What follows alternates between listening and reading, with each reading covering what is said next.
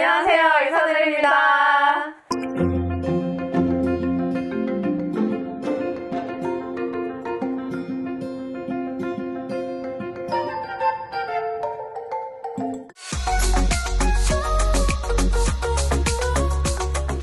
요즘 쌍꺼풀 수술을 고민하시는 분들이 정말 많아지신 것 같아요. 저희 채널의 검색 유입 순위를 봐도 쌍꺼풀 수술, 그다음에 쌍수 후기 이런 게 가장 많이 차지를 하고 있고, 예전에 전진 선생님께서 쌍꺼풀 수술하기 전에 이것만은 꼭 알아두자 하고 준비해 주셨던 영상이 조회수 1등을 차지했거든요. 그래서 저희가 이제 또 궁금한 게, 쌍꺼풀 수술 한 다음에는 또 수술도 잘 됐지만 이후에 관리를 또 더 잘하면 좋을 것 같아서 거기에 대해서 한번 알아보면 되게 좋을 것 같아요. 이번에는 수술 후에 어떻게 하면 회복 속도도 빨라지고 모양도 예쁘게 남을 수 있는지 수술 후 관리에 대해서 말씀을 드리려고 합니다. 눈 수술을 결정하시고 나서 그때부터는 수술장에 들어갔다가 나오시기만 하면 되는데, 그 이후에 가장 걱정 많이 되시는 것들이 아마 이 붓기가 도대체 언제 빠질지, 언제 일상생활이 가능할지 이런 점이실 것 같아요. 수술 후에 회복 속도를 결정하는 요인 중에 여러 가지가 있는데, 제가 생각하는 가장 중요한 세 가지는 아무래도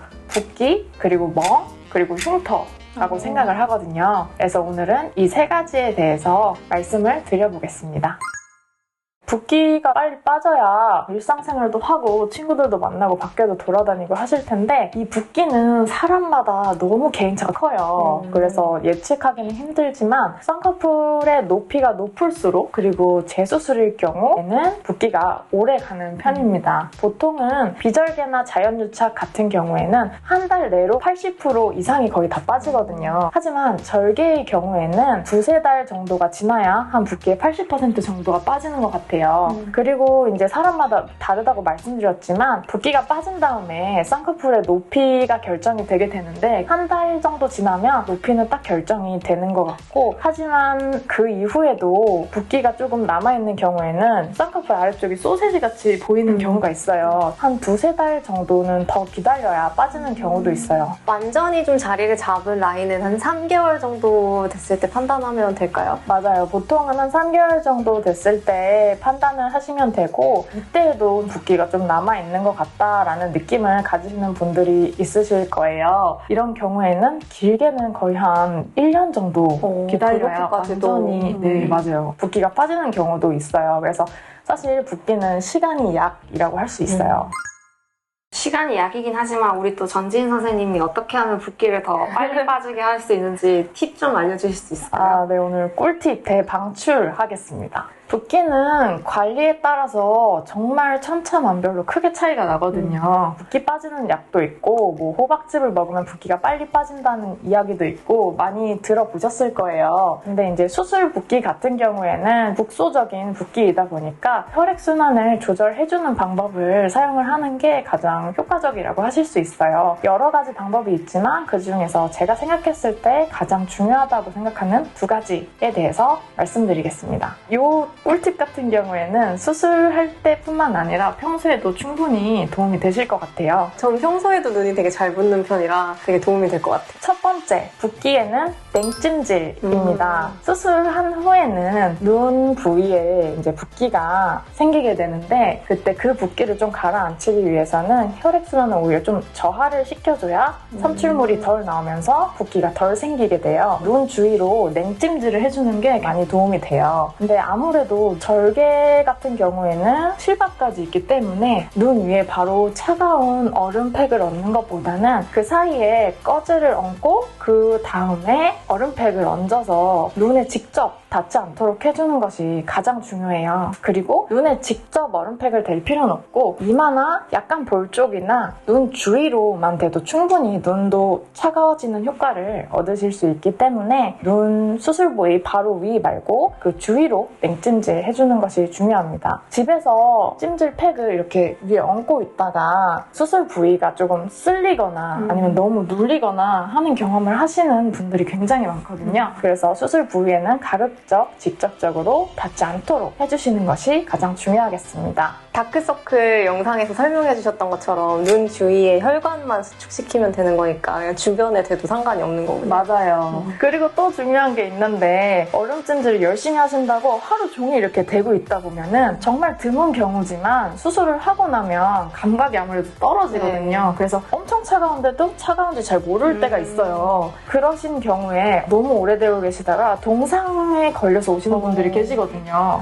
그렇게 되면 동상 후에 착색이 남을 수도 있기 네. 때문에 한 10분 정도 하시고 잠깐 쉬었다가 하는 걸로도 충분하실 거라고 생각됩니다. 초반 3일에 붓는 걸 방지해주기 위해서 냉찜질 해주는 것이 가장 중요하고 3일 이후부터는 더 붓지는 않기 때문에 냉찜질은 크게 효과가 없어요. 그래서 초반 3일 냉찜질 꼭 기억해두세요. 그리고 두 번째는 올바른 자세입니다. 올바른 자세? 어떤 자세가 이렇게 똑바로 앉아있으면 되나요? 그런 올바른 자세라기보다는 수술을 하고 나면 그쪽에 붓기가 생길 수밖에 없잖아요. 네. 근데 많이들 알고 계시지만 심장보다 수술 부위가 높은 곳에 있어야 정맥의 혈액순환이 활발해지면서 붓기가 조금 더 빨리 빠지게 되거든요. 아무래도 그렇겠네요. 맞아요. 우리 다리를 다치거나 발 수술을 하게 되면 올려놓잖아요. 발을 올려놓죠. 그것처럼 눈 쪽을 수술을 하게 되면 심장보다 높은 위치에 눈이 있는 게 훨씬 붓기에는 유리해요. 그래서 누워 계실 때 베개를 좀 많이 받쳐 놓으셔서 심장보다 눈이 위에 있게 해주시면 붓기에 굉장히 많은 도움이 돼요. 그리고 절대 피해 주셔야 될 자세들이 있는데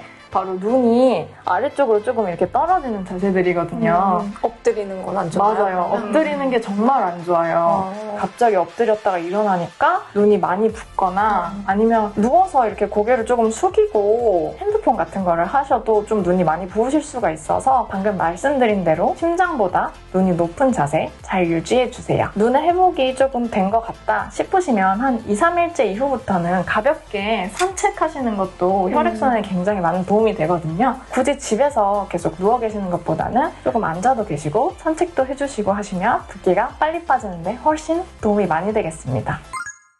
그리고 수술하면 이제 붓기도 붓기지만 보랏빛으로 드는 멍이 되게 눈에 띄는데 이건 어떻게 관리해야 되나요? 붓기 같은 경우에는 초반 3일에 관리를 잘 해줘서 덜 부으면 3일 이후부터는 계속 빠지거든요. 근데 멍은 초반에 사람마다 워낙 많이 드시는 분들은 진짜 많이 드시고 적게 드시는 분들은 진짜 하나도 안 드시는 분들이 계세요. 그래서 멍 같은 경우에는 한번 생기면 사실 시간이 지나길 기다릴 수밖에 없어서 저희가 도움을 드릴 수 있는 방법이 굉장히 적기는 해요. 멍을 잘 빼려고 하면 그것도 역시 찜질이나 마사지가 도움이 될 것 같은데 맞아요. 어떻게 관리를 하는 게 좋을까요? 멍 같은 경우에는 많이 아시다시피 붓기는 냉찜질, 멍은 온찜질이에요. 근데 멍이 온찜질로 좋아지는 원리가 혈액순환을 활발하게 해줘서 멍이 좀 빨리 빠지게 해주는 거거든요. 눈 수술을 하시는 분들 중에서는 멍이 들었지만 붓기도 있으신 분들도 굉장히 많으세요. 너무 복잡한걸요? 네, 그래서 이게 조금 멍과 붓기를 빼는 방법이 사실 완전 반대거든요. 네. 그래서 멍을 빼려고 온찜질을 하시다가 오히려 갑자기 눈이 더 부어서 오시는 분들이 종종 계시거든요. 그래서 멍은 정말 심하지 않으시면은 결국에는 다 빠지기 때문에 제가 온찜질은 그렇게 적극적으로 권해드리는 편은 아니에요. 멍은 사실 수술 중에 피가 많이 나게 되면 그게 멍으로 생기는 경우가 굉장히 많거든요. 그래서 수술 전에 멍이 들지 않을 만한 몸의 컨디션을 만들어주는 게 굉장히 중요해요. 보통 영양제나 약 같은 거 드시고 계시는 분들이 계실 거예요. 영양제나 약 중에서 아스피린이나 홍삼 같은 거는 자주 먹게 되면 출혈 경향이 생기게 되거든요. 그래서 그런 경우에는 그냥 바늘로 찌를 때부터 멍이 드시는 분들이 계세요. 그래서 일주일 동안은 아스피린이나 홍삼 그리고 여러 가지 영양제들이 있는데 출혈 경향을 늘릴 수 있는 영양제들의 경우에는 중단을 해주시는 게 좋아요. 고혈압 약 같은 건 어떻게 해야 하나요?